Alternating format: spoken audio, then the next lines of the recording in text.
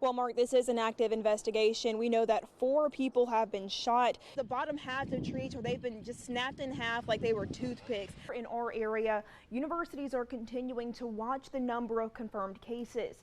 Healthcare workers and first responders are under tremendous stress. Well, John, the search is still ongoing. The last that police know that she was seen was inside of this convenience store. Experience and something that really just stuck with so many people. We tend to have a lot of leftovers during the holidays. That's honestly my favorite part. But if you aren't careful, they can become unsafe to eat. I'm actually standing on top of a school bus right now that's been retrofitted specifically for things like this. Now you'll see they actually have a drum set up here. I'm here with one of the parade's organizers, Jamie Gonzalez. Now, Jamie, can you tell me what goes into organizing this parade? They could have used you today.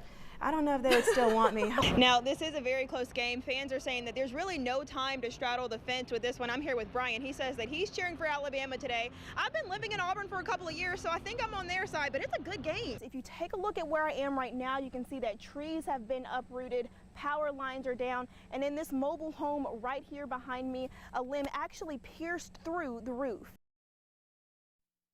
Lightning struck around the front corner of the house, and the power surged. Deborah says that only a few minutes passed between when she first saw the smoke, gathered all of her things, and got out of the house. Now, she said by the time she made it outside, the house was completely engulfed in flames. When crews got here, they worked for about an hour trying to put out the blaze, but as you can see, it's a total loss. We grabbed our animals and went out the door. And I was able, got my husband's ashes out too.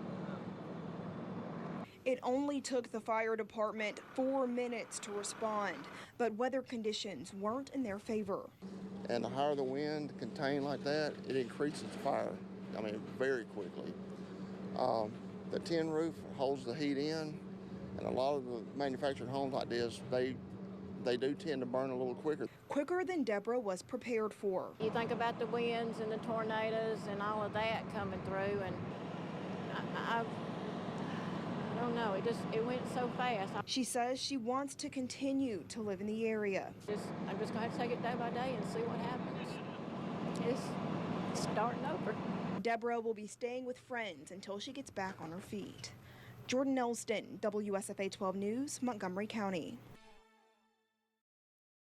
Quiet, and then I looked out the window and couldn't see anything. It only took a matter of minutes. It was complete white, and I could hear the trees snapping. Then it cleared up. Straight line winds can cause about the same amount of damage as an EF0 tornado. Take a look at this uprooted tree, completely ripped from the ground. I'm about 5'5", and this tree is nearly a foot taller than me. The computer models say it was straight line winds. Winds that caused thousands of dollars of damage. All the trees that were, on houses and just, it was just multiple trees down across the road. I think there's some houses on the other side they said would probably be maybe Tuesday before they had power again.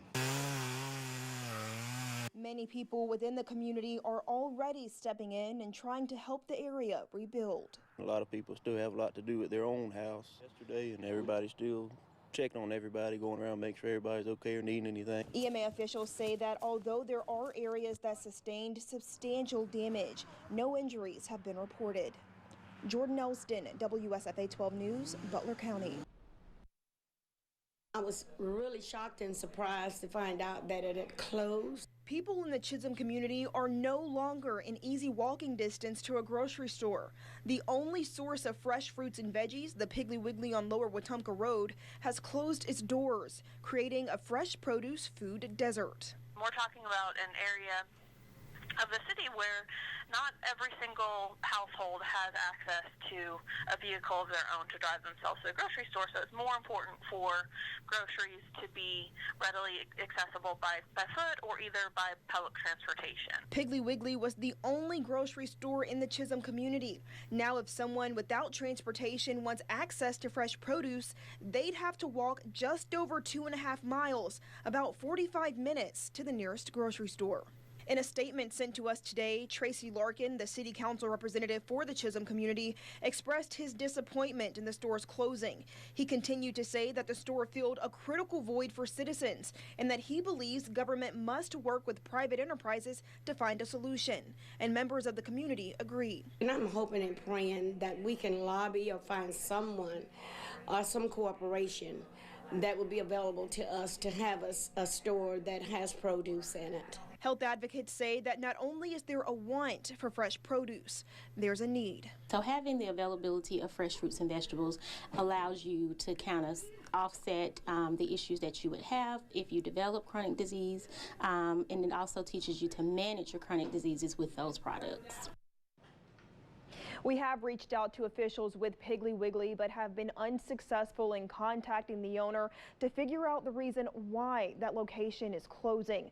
But residents in the Chisholm community say that multiple businesses have been closing their doors in that area over the past few years, and they are advocating for more businesses to set up shop near their neighborhood.